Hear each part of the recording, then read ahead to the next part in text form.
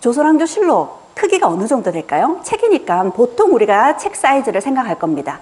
그런데 조선왕조실록의 크기 이렇습니다. 굉장히 많은 내용들이 담길 수밖에 없겠죠. 지금 우리가 가지고 있는 조선왕조실록을 모두 쌓으면 그 높이가 아파트 12층을 훌쩍 넘어간다고 합니다. 그리고 이 조선왕조실록을 다 읽으려면 하루에 100쪽씩 읽었다고 생각했을 때 4년이 넘게 걸린다고 합니다.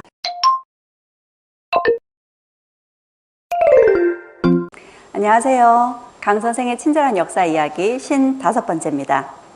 새해 들어 첫 강연입니다. 특별한 주제를 준비했습니다. 조선왕조실록이 위대한 이유.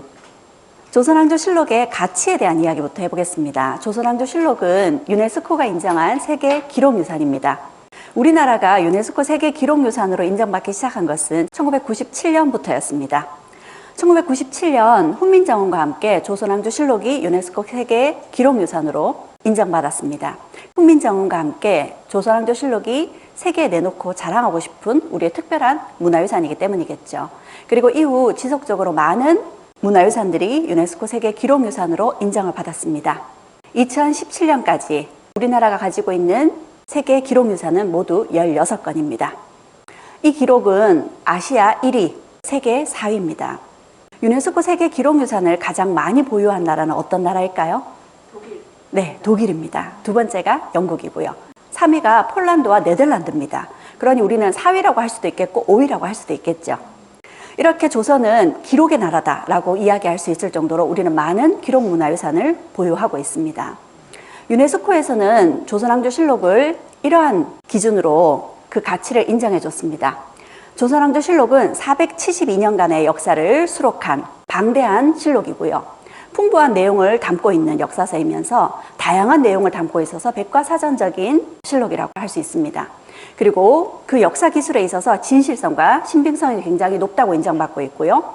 한국의 높은 수준의 인쇄 문화를 보여주고 있는 문화유산이기도 합니다. 그리고 가장 완전하게 보존되어 있는 문화유산이면서 동아시아의 역사 연구와 관계사 연구에 중요한 자료가 되고 있다는 점을 인정받았습니다. 두 번째 조선왕조실록이 가진 가치는 가장 방대한 실록이라는 겁니다. 동아시아에서는 조선뿐만 아니라 많은 나라들이 실록을 판찬했습니다. 그런데 조선왕조실록이 가장 방대하다는 거죠. 조선왕조실록은 태조부터 철종에 이르기까지 472년간의 기록으로 총 1893권 888책입니다. 권과 책, 구분하기가 좀 쉽지 않죠. 권은 내용을 기준으로 분류를 합니다. 이렇게 물리적인 묶음의 형태로 분류하는 것이 책입니다. 그래서 이런 형태의 책이 모두 888책이 있다는 얘기겠죠. 조선왕조실록 크기가 어느 정도 될까요? 책이니까 보통 우리가 책 사이즈를 생각할 겁니다. 그런데 조선왕조실록의 크기 이렇습니다. 굉장히 많은 내용들이 담길 수밖에 없겠죠. 지금 우리가 가지고 있는 조선왕조실록을 모두 쌓으면 그 높이가 아파트 12층을 훌쩍 넘어간다고 합니다. 그리고 이 조선왕조실록을 다 읽으려면 하루에 100쪽씩 읽었다고 생각했을 때 4년이 넘게 걸린다고 합니다. 얼마나 방대한 양인지 짐작할 수 있겠죠. 이렇게 실록을 편찬했던 나라는 조선뿐만이 아니었습니다. 동아시아의 여러 나라들이 실록을 편찬했는데요. 명나라를 비교해보면 명나라의 실록은 2964권입니다. 우리나라보다 권수가 훨씬 더 많습니다. 하지만 명나라의 실록은 우리보다 글자의 수가 훨씬 적습니다. 그래서 양으로 따지면 명나라의 실록은 1600만 자, 조선왕조실록은 6400만 자입니다. 얼마나 큰 차이가 있는지 알 수 있겠죠.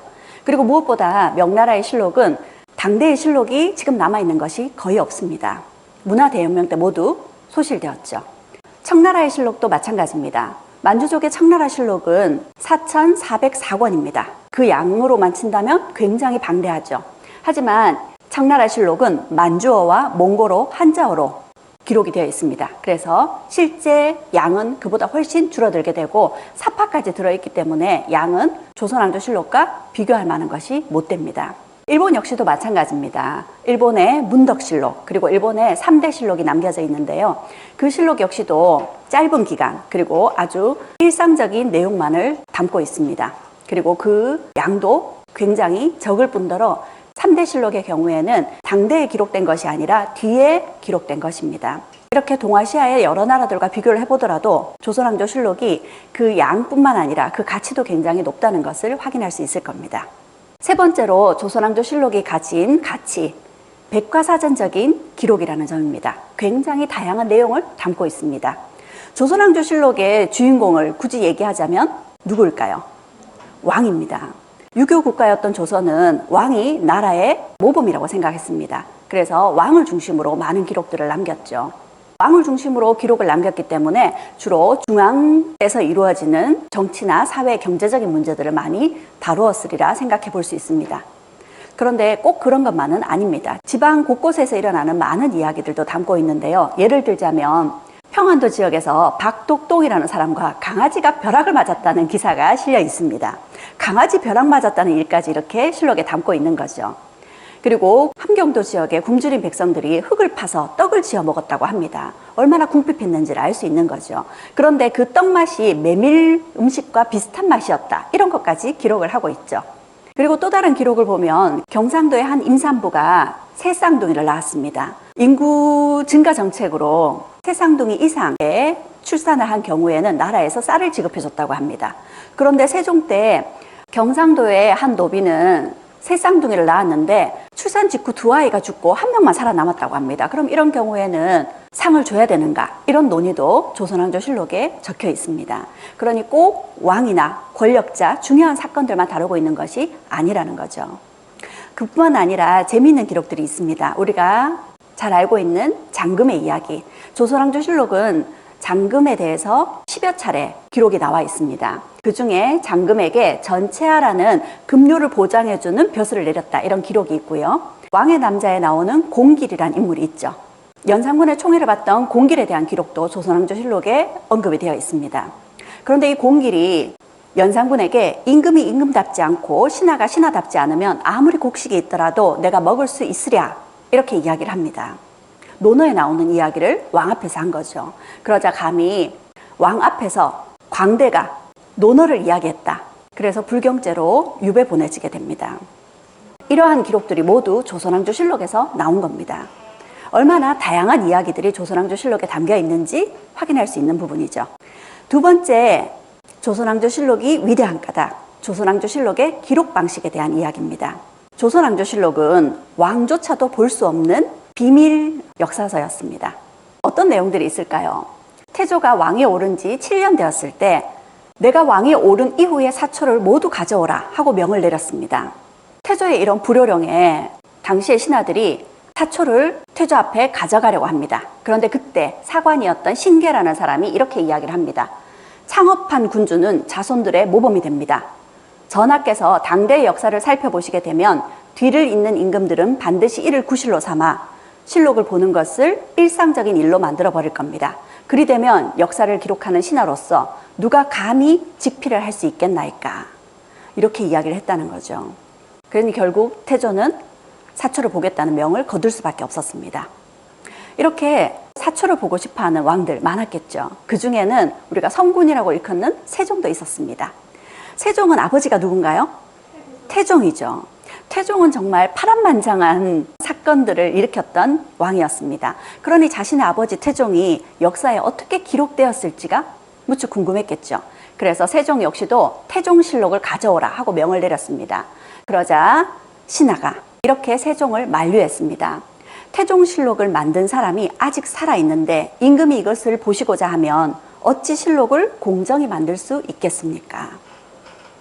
이 말을 들은 세종 역시 실록을 보는 것을 포기하고 앞으로도 다른 왕들 역시도 실록을 보지 않도록 하라 하는 명을 내리기도 했습니다. 이처럼 조선의 왕들은 사초를 보고 싶어하고 전왕의 실록을 궁금해했습니다. 이런 왕들의 궁금증을 해소해주기 위해서 국조보감이라는 걸 만들었습니다. 실록을 편찬하고 나서 선왕의 좋은 업적들만 추려서 왕에게 기감을 삼도록 만든 책이었습니다. 조선왕조실록의 편찬에 대한 두 번째 특징은 사관의 객관적 그리고 주관적 기록을 다 담고 있다는 점입니다. 우리가 흔히 역사라고 하면 객관적, 사실성 있는 기록만을 담아야 된다 이렇게 생각을 하죠. 그런데 조선왕조실록은 객관적인 기록뿐만 아니라 사관의 주관적인 생각까지 담고 있는 역사서입니다. 사관이라는 직업에 대해서 신입사관 구혜령이라는 드라마를 통해서 사람들에게 알려지기도 했었습니다. 사관을 오늘날의 직업으로 비유하자면 어떤 직업에 해당이 될까요? 네, 국가기록원의 기록물을 담당하고 있는 기록관리 전문 요원들이 여기에 해당이 될 겁니다. 그리고 어떻게 보면 국회 같은 곳에 근무하는 속기사들도 사관과 같은 역할이라고 할 수 있겠죠. 저도 역시 2000년 이전에 기록관리학을 공부해볼까 하는 생각을 해보기도 했었습니다. 여기 드라마에서는 여자 사관이 등장을 하죠. 실제로 여자 사관이 있었을까요? 네, 없었습니다. 그런데 여자 사관을 두면 어떨까라는 논의가 중종 때 있었습니다. 그런데 여자들은 글을 쓰고 역사에 대한 자신의 생각을 펼치기가 남자들보다 실력이 부족할 것이다, 이런 생각이 있었나 봅니다. 그래서 논의에만 그쳤습니다. 그러면 사관이 되기 위해서는 어떤 자격 요건이 필요했을까요? 사관의 업무만을 담당하고 있는 전임 사관은 정 7품 이하, 7품, 8품, 9품의 8명으로 구성이 되어 있습니다. 그리고 이 사관들은 당연히 문과 시험에 높은 성적으로 급제한 자들이고 재주나 학문이나 식견을 두루 갖춘 자여야 했습니다. 뿐만 아니라 친가와 외가, 사대조를 모두 조사해서 결격 사유가 없는 자여야 했습니다. 그렇기 때문에 결혼하지 않은 사람은 사관이 될 수 없었습니다. 왜요? 이 사람이 결혼을 하게 되면 어떤 집안과 결혼하게 될지 알 수 없잖아요. 마지막으로 사관의 추천을 받은 자가 역시 사관으로 임명되는 경우가 많았습니다. 이렇게 사관으로 임명이 되면 향을 피우고 하늘에 제사를 지냈다고 합니다. 사관으로서 하늘 아래에 부끄러움 없는 그런 역사를 기록하겠다는 소명의식을 다짐하기 위해서였겠죠. 내전의 모습입니다. 이 그림 속의 사관은 어디에 있을까요? 네, 여기에 있는 이들이 사관이었을 겁니다. 세종 때부터 사관을 2명을 두라고 했습니다. 좌사관은 왕의 행동을, 우사관은 왕의 말을 기록하도록 한 거죠. 그리고 사관들은 늘 왕의 측근에 이렇게 머물러야 했습니다. 그런데 이 사관은 왕의 측근에서 왕의 말과 행동을 다 기록을 합니다. 왕 입장에서는 굉장히 부담스럽겠죠. 그래서 왕들이 기피하는 대상 1호가 바로 사관이었습니다. 그러면 왕들은 사관을 총애하지 않겠죠. 사관이 왕의 기피 대상이니까요. 그러다 보니까 사관의 처우는 굉장히 좋지 못했습니다. 사관이 앞에서 보여줬듯이 책상을 가지고 책상에서 기록을 한 것은 조선이 건국되고 나서 100년이 지나고서야 가능해진 일이었습니다. 그럼 그전에는요, 왕을 따라다니면서 몰래 기록을 해야 되거나 엎드려서 기록을 하기도 했다는 거죠. 이처럼 사관은 왕의 기피 대상이었습니다. 그러다 보니까 사관과 관련된 재미있는 에피소드들이 있는데요. 태종의 말입니다. 이곳은 내가 편히 쉬는 곳이니 들어오지 않는 것이 마땅하다. 사관에게 들어오지 말라고 했습니다. 그러자 사관이요, 신이 바르게 기록하지 않는다면 위에 하늘이 지켜보고 있습니다. 그럴 수 없다고 태종을 따라 들어온 거죠. 그러자 화가 난 태종은 이제부터 사관의 입고를 금지하라 하는 명을 내리기도 했습니다. 그럼 사관은 포기했을까요? 아닙니다. 사관 민인생은 경연 때는 병풍 뒤에서 몰래 엿듣고 또 왕이 사냥을 나갈 때는 얼굴을 가리고 쫓아다녔다고 합니다. 결국 태종을 괴롭혔던 이 사관 민인생 어떻게 되었을까요? 왕 앞에 예를 갖추지 못했다 해서 유배 보내지게 됩니다. 이처럼 사관이 자신의 역할을 제대로 하려면 굉장한 소명의식이 있어야 됐겠죠. 또 이런 일도 있었습니다. 태종은 우리가 알고 있는 태종 이방원, 과거에 문과시험에 급제한 인물이기도 하지만 무인의 기질도 있는 사람이었습니다. 친히 활과 화살을 가지고 말을 달려 노루를 쏘다가 말이 거꾸러짐으로 인하여 말에서 떨어졌으나 크게 다치진 않았습니다. 그러면서 태종이 하는 말이 좌우를 돌아보면서 사관이 알게 하지 말라 했습니다. 그런데 실록에는 어떻게 적혀 있나요? 사관이 알게 하지 말라고 하였다 라고까지 적혀 있습니다. 사실을 있는 그대로 기록하고 있음을 볼 수 있습니다. 이렇게 조선왕조실록은 그 기록에 있어서 사실 있는 그대로를 기록했고요. 그뿐만 아니라 굉장히 객관적인 기록을 하려고 애를 썼습니다. 놀랍게도 선조실록은 선조실록과 선조수정실록 2가지로 편찬이 되었습니다. 왜 이런 일이 생겼을까요? 선조실록은 조선왕조실록에서 가장 부실한 실록입니다. 임진왜란이라는 전쟁이 터지게 되면서 선조 즉위부터 25년간의 사초가 모두 사라져 버렸거든요. 사관들이 피난을 가면서 사초를 불태우고 도망가 버렸던 겁니다. 그래서 실록이 부실할 수밖에 없었겠죠. 게다가 먼저 편찬되었던 선조실록은 광해군 때 편찬이 되었습니다. 광해군 때 집권당이었던 북인에 의해서 실록이 편찬되었죠. 그런데 얼마 후 광해군이 쫓겨나고 인조 반정으로 서인 정권이 권력을 잡게 됩니다. 그러면서 서인 정권이 선조실록을 수정하게 됩니다. 선조 수정실록을 편찬했죠. 그래서 잘못된 내용은 바로잡기도 하지만 역사적인 사건이나 인물에 대해서 입장이 다른 자신들의 견해로 역사를 다시 서술하기도 했습니다. 그렇게 다시 서술하게 되면 이전의 실록을 폐기시켜야 되겠죠. 그런데 그렇지 않았습니다. 서인들은 선조실록과 선조수정실록 두 개를 모두 그대로 보존하도록 하고 선조실록에 대한 평가는 후대에 보는 사람이 살펴서 결정하도록 후대에 맡긴 겁니다. 이처럼 객관적인 서술을 하려고 고민했던 것이 조선왕조 실록이었습니다. 지금까지는 조선왕조 실록의 편찬에 있어서 사실적이고 객관적인 기록이었다면 이번에는 사관의 주관적인 기록입니다. 여기에 있는 건 사초인데요. 정대제라는 사람의 사초가 발견되었습니다. 원래 사초는 남겨질 수 없습니다. 실록이 편찬되고 나면 사초는 모두 없어져야 됐었거든요. 그런데 정태제가 귀양 가게 되면서 이 사초를 제출하지 못하게 되어서 정태제의 무덤에 함께 묻었던 것이 발견이 되었습니다. 이 사초에 보면 여기 사신왈, 사신은 논한다 라는 내용이 있습니다. 이 사신왈로 시작하는 이 문장에는 역사적인 인물이나 사건에 대한 사관의 주관적인 생각이 담겨 있는 거죠.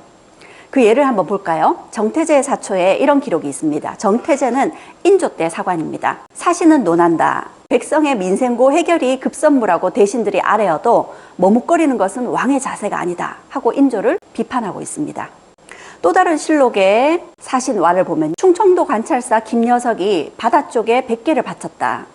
사신은 논한다. 김여석은 성품이 본래 간사하고 아첨하여 임금에게 사랑을 받고 기쁨을 사는 일을 하지 아니함이 없었다 라고 김여석이라는 사람을 평가하고 있습니다. 비판하고 있는 거죠. 이렇듯 사관이 기록한 사초는 시비를 가릴 수도 없고 수정을 가하지도 못하며 사관의 기록 행위도 일종의 면책권이 있어서 신분이 보장되었습니다. 또한 사관의 기록은 일절 공개하지 않아서 국왕도 볼 수 없었죠. 이렇듯 사관은 신분 보장이 되었지만 늘 그런 것은 아니었습니다. 사관, 사초에 얽혀서 여러 가지 사건들이 일어나게 됩니다. 예종 1년에 민수라는 사관이 있었습니다. 예종 1년, 예종이 막 즉위했죠. 그러면 전왕, 그러니까 세조의 실록을 편찬해야 됐었습니다. 그래서 사관들은 자신이 작성해둔 사초를 다 제출해야 됐습니다. 그런데 이 시기 사초 실명제였습니다. 사관들이 사초에 자기 이름을 적어야 됐던 거죠. 이렇게 실명제다 보니까 사관들이 자신의 생각을 담기가 쉽지 않았겠죠. 있는 그대로 기록하는 것조차도 쉽지 않았습니다. 그런데 이때 세조실록을 편찬하는 실록청의 책임자에 대해서 사관 민수가 사초에 좋지 않은 내용을 기록했던 겁니다. 그럼 어떻게 될까요? 사관 민수는 그 실록청의 책임자의 눈밖에 날 수도 있겠죠. 그래서 사관 민수는 자신이 제출한 사초에 그 내용을 없애기 위해서 자신이 알고 지내던 실록청의 기사관에게 자신의 사초를 살짝 빼내달라고 부탁을 합니다. 그래서 사초를 빼내와서 민감한 부분을 수정하고 사초를 제자리에 두었죠. 그런데 이게 그만 발각이 된 겁니다. 사관 민수는 어떻게 됐을까요? 사관 민수는 다행히 예종의 세자 시절 스승이었습니다. 그래서 곤장 100대를 맞고 제주도의 관노로 떨어지게 됐습니다. 그리고 민수에게 사초를 몰래 빼내주었던 강치성이라는 사람은 참수되었다고 합니다. 이처럼 사초를 다루는 데 있어서 굉장히 엄격했던 거죠. 또 이런 일도 있었습니다. 연산군 때였습니다. 연산군 초기였으니까 이 시기 성종의 실록을 편찬할 때였죠. 사관 김일소는 성종 때에 적어두었던 사초를 제출했습니다. 이 시기 실록청의 책임자였던 사람은 이극돈이었는데 이 이극돈이 세조의 왕후였던 정의왕후가 돌아가셨을 때 국상이 이루어지고 있던 때에 전라도 관찰사로 있으면서 기생을 데리고 연회를 베풀었던 겁니다. 그 사실을 김일손이 알고 실록에 이극돈에 대해서 좋지 않은 내용을 실어뒀던 겁니다. 이극돈이 이걸 알게 되었어요. 어떻게 해야 될까요? 수정해달라고 사관 김일손에게 이렇게 청탁을 한 겁니다. 김일손은 이 청탁을 받아들였을까요? 아닙니다. 단칼에 거절했죠. 이런 김일손에게 반감을 품었던 이극돈은 김일손의 사초를 보다가 아주 놀라운 사실을 발견하게 됩니다. 조의제문이라는 글을 발견하게 됐던 거죠. 이 조의제문은 항우가 초나라의 의제를 죽인 것을 세조가 단종의 왕위를 찬탈한 것으로 빗대어서 비판한 내용입니다. 이국도는 이 조의제문을 연사군에게 알리게 되죠. 결국 이 조의제문을 쓴 김일손의 스승이었던 김종직, 그리고 이걸 사초에 실었던 김일손은 큰 벌을 받게 됩니다. 이 사건이 무오사화입니다. 세 번째로 조선왕조실록에 아주 특별했던 편찬 과정에 대한 이야기입니다. 왕이 돌아가시고 나면 실록청이 만들어집니다. 그리고 사초를 비롯한 많은 자료들을 수집해서 실록 편찬 작업에 들어가게 되죠. 우선 사관들이 1차로 작성한 초초가 만들어지고 이걸 다시 교정해서 중초, 그리고 최종 완성본인 정초가 만들어지게 됩니다. 그리고 이 정초를 바탕으로 해서 4대 사고에 분산해서 보관하기 위해서 4편의 실록을 만들게 됩니다. 그러면 이 4편의 실록은 인쇄를 하는 것보다는 글로 필사하는 것이 훨씬 효율적이라고 할 수 있을 겁니다. 그런데 조선에서는 4편의 실록을 이렇게 금속알자로 인쇄를 한 겁니다. 왜 그랬을까요? 사람이 필사를 하다 보면 잘못 표기되는 글자가 나올 수도 있고 빠뜨려지는 글자가 나올 수도 있습니다. 그러면 4곳에 분산 배치되어 있는 실록 중에 어떤 것이 사실인지 논란이 생길 수가 있다는 거죠. 그래서 틀려도 똑같이 틀리도록 이런 논란의 여지를 없애기 위해서 금속알자로 인쇄를 했었습니다. 그리고 이렇게 실록이 완성이 되면 4곳의 사고로 이송이 됩니다. 이때 실록을 봉안하는 행렬은 왕의 어가 행렬에 버금갈 정도였습니다. 이렇게 실록 편찬 작업이 완성되는 듯 했지만 마지막 작업이 남았습니다. 실록 편찬에 쓰였던 사초, 그리고 초초나 중초 이런 자료들을 모두 세초하는 작업이 필요했습니다. 이 세초는 실록에 쓰였던 사초를 비롯한 초초나 중초 같은 자료들을 모두 없애기 위한 작업입니다. 종이를 모두 시냇물에 씻어서 먹을 빼내는 거죠. 그래야 후대 왕들이 사초를 볼 수도 없을 거고 이 사초가 드러나는 일을 막을 수 있을 겁니다. 그뿐만 아니라 실록의 완성본이 만들어지기까지 얼마나 많은 종이들이 쓰였을까요? 이 종이를 재활용하는 그런 차원에서도 이 세초는 무척 중요한 작업이었습니다. 이렇게 사관들이 세초를 하던 곳이 세검정이라고 지금도 그 위치가 이렇게 알려져 있습니다. 그리고 이 모든 편찬 작업을 이렇게 실록청 의궤로 만들어서 그 과정을 모두 기록하기도 했습니다. 마지막으로 조선왕조실록이 위대한 까닭, 보존을 위해서 기울인 노력들에 대한 이야기를 해보겠습니다. 첫 번째, 조선왕조실록의 보존을 위해서 과학적인 방법이 적용되었습니다. 조선왕조실록을 보관했던 4대 사고가 있습니다. 이 4대 사고 중에 전주사고의 모습인데요. 이 사고를 보면 지붕에 처마가 굉장히 길게 나와 있습니다. 햇볕을 차단하고 비와 눈으로부터 이 사고를 보호하기 위해서입니다. 그리고 창문은 이중창으로 되어 있습니다. 환기와 일정한 온도를 유지하기 위한 것이죠. 그리고 이 실록을 보관할 때는 오동나무로 만든 상자에 넣어서 보관을 했습니다. 실록 12권 정도를 담게 되고요. 애군을 막기 위해서 붉은색 보자기로 쌌습니다. 오동나무는 방습이나 방충에 굉장히 효과적이라고 하고요. 오동나무 자체가 시간이 지나도 잘 틀어지지 않는다고 합니다. 그리고 실록과 함께 이 속에 청군과 창포를 담아 넣었습니다. 이 2가지 역시 방충과 방습의 효과를 얻기 위해서였습니다. 이렇게 실록들을 사고에 보관하게 되죠. 그리고 그뿐만 아니라 3년에 한 번씩 이 실록들을 바람을 쐬어줬습니다. 3년에 한 번씩 직접 사관이 내려와서 사고의 문을 열고 실록들을 모두 꺼내어서 이렇게 햇볕에 말리고 바람을 쐬이는 포쇄 작업을 했었습니다. 그랬기 때문에 조선왕조실록이 잘 보존될 수 있었던 거죠. 그리고 조선 왕조 500년 동안 많은 위기와 순환이 있었습니다. 조선의 사고는 4곳이 있었습니다. 우선 서울에 있는 춘추관, 그리고 충주 사고가 있었습니다. 그런데 이걸 4개로 2곳을 더 설치한 것은 세종 때 일이었습니다. 세종 때 성주 사고와 전주 사고를 추가로 설치를 했고요. 조선이 건국된 지 200년 후 임진왜란이 일어나게 됩니다. 이 임진왜란 때 성주, 충주, 그리고 한양은 왜군들의 징경로였습니다. 그래서 성주 사고도, 충주 사고도, 춘추관도 모두 불태워져 버렸습니다.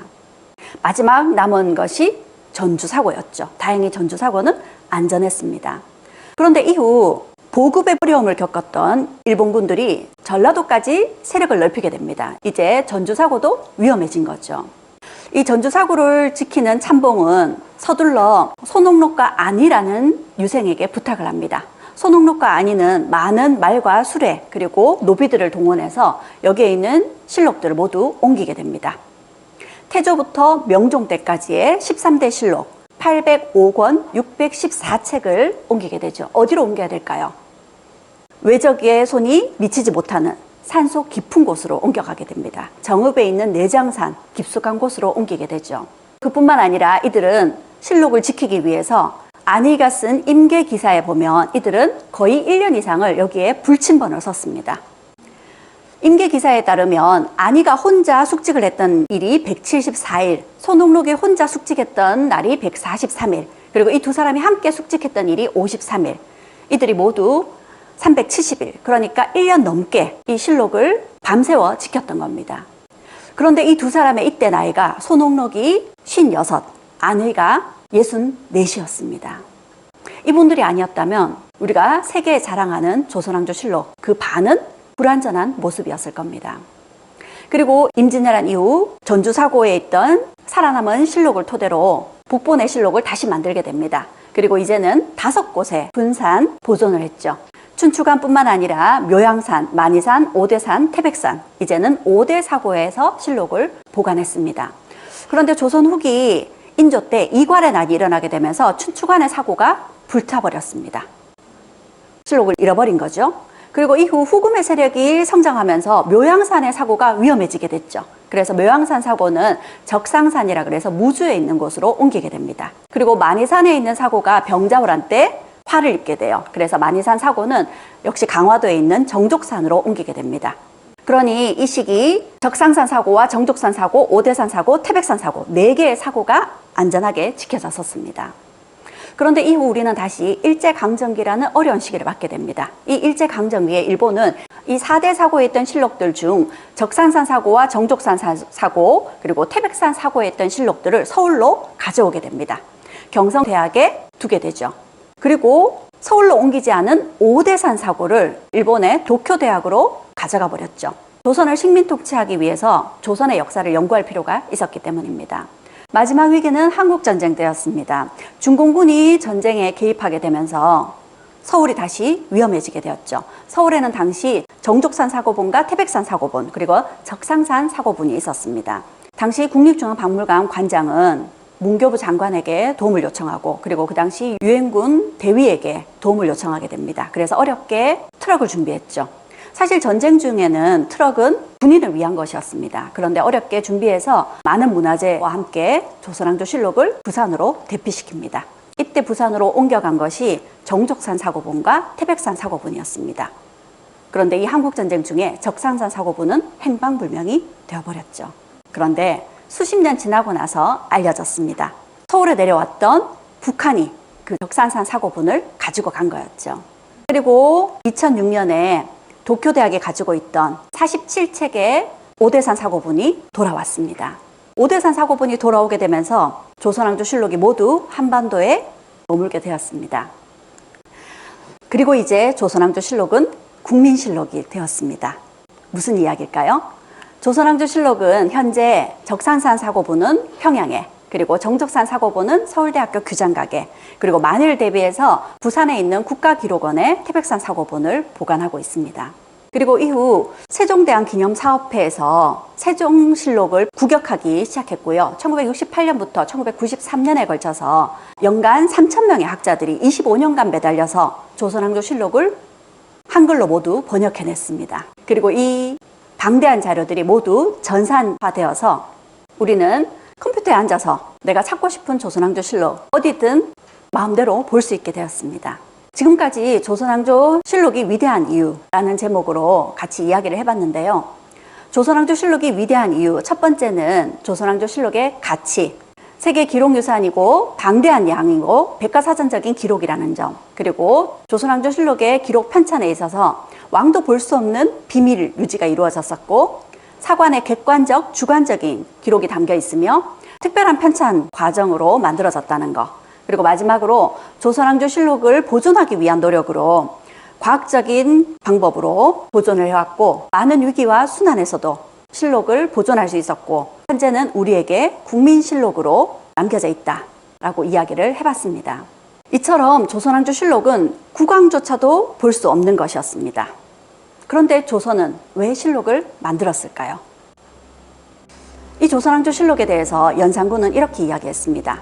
내가 두려워하는 것은 오직 역사뿐이다. 그리고 조선왕조실록에 대해서 정조는 이렇게 이야기했습니다. 실록은 만년 후를 기다리는 책이다. 저는 이 두 글을 보면서 조선왕조실록의 존재 이유, 존재 가치는 두 가지라고 생각합니다.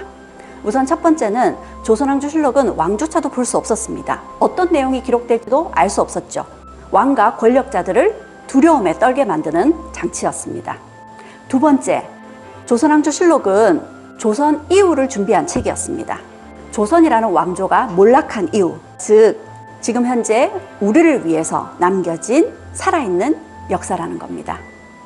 조선의 권력자들은 조선왕조실록을 두려워했습니다. 그랬기에 좋은 정치가 이어질 수 있었던 거겠죠. 조선왕조가 500년 동안 이어질 수 있었던 것은 권력자들이 조선왕조실록을 두려워했기 때문에 가능했습니다. 그런데 비단 왕들만 그럴까요? 권력자들만 그럴까요? 우리에게는 이런 두려움이 필요치 않을까요? 내가 꿈꾸는 삶, 그리고 내가 가고 싶은 길, 그런 길을 가기 위해서 노력을 하지만 우리는 살다 보면 많은 유혹을 받게 되고요. 또 선택의 갈림길에 놓이게 됩니다. 그럴 때 나를 바른 길로 이끌어 줄 수 있는 그 두려움이 나에게도 필요치 않을까요? 저는 그 두려움을 이름이라고 이야기하고 싶습니다. 제 이름이 아니라 저의 부모님 이름, 그리고 저의 남편 이름, 그리고 저의 두 자녀 이름, 그 이름에 누가 되지 않고 그 이름에 자랑스러울 수 있는 그런 삶을 살기 위해서 저에게도 역시 두려울 외자가 필요한 것 같습니다. 여러분을 두렵게 할 수 있는 왜는 무엇인가요? 경청해 주셔서 감사합니다.